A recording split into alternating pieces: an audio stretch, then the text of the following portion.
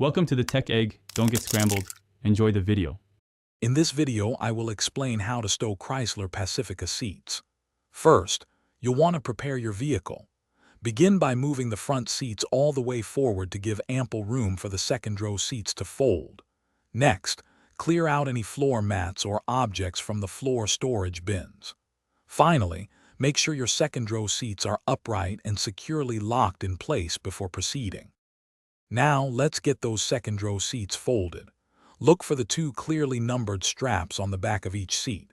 First, pull the strap labeled 1 to release the seat back, allowing it to fold forward.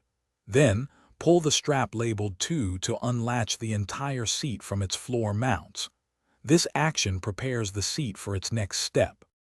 With the seat folded and unlatched, it's time to stow it away. Carefully guide the entire folded seat into the open floor storage bin.